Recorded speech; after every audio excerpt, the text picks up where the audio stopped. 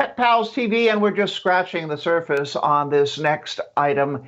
This is something that's all over the internet. I've had this issue myself with both Mabel and Stewie when they're kind of like, under the ear or hot spots. And by the way, August is National Itchy Pet Awareness Month. Perfect time to bring in Tom Dock, our investigative reporter with Noah's and Itchy Pet. What the heck's going on? Everybody's complaining.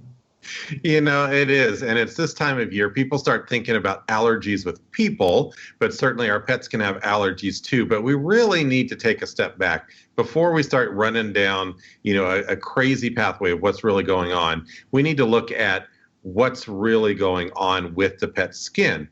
Could it be fleas, which is a big reason? Could it be environmental allergies? Could it be food allergies, or even something different? And here's the bottom line, Patty, is that the skin only has so many ways it can respond. So whether it's a environmental allergy or allergic to fleas or, some other issue causing this itchiness, the skin is only going to respond by getting red or getting dark. Oh, okay. Oh, and also when they scratch, then they leave the place bare.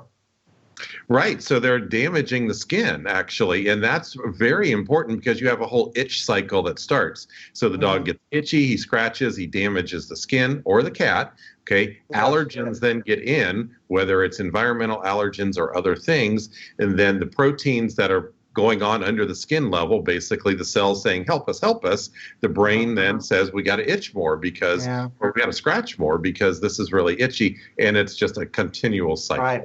And I've heard and unfortunately seen a few cases where the dog will even bite their paws so much they bleed. That's horrible.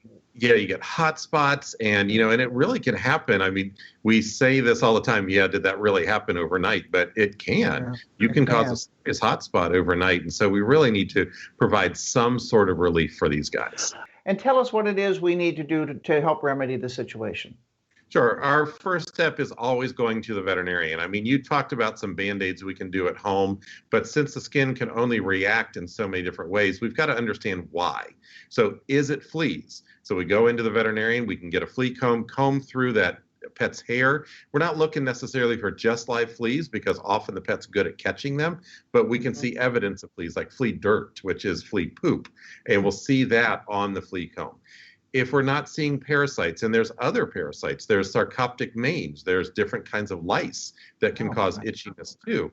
Yeah, so there's things we can look for. If it's not that, then we've got to start looking at allergy testing, which can tell us if it's environmental, like pollen or dust, things like that, or we need to go into an elimination food trial. So if we have suspected concerns that it is a food allergy, the only way to tell that is to give a single source protein, single carbohydrate food for 8 to 12 weeks and see if symptoms resolve. Okay, well, this is all excellent information. Also, I'm going to make sure I get this right. Pet owners, you can learn more. Take a quiz and go to itchingforhelp.com. I love that, itchingforhelp.com. And also, as we advise, keep calm, contact Tom, and go to the website on petpalstv.com. So I thank you for scratching the surface on this. I'm sorry. I have to say I'm sorry, but I had to do that. Okay. Got to smile, right? Right. With all that we're going through, we got to smile. Thank you, Tom Dock, as always, and we appreciate everything you do. And we'll be back with more on Pet Pals TV.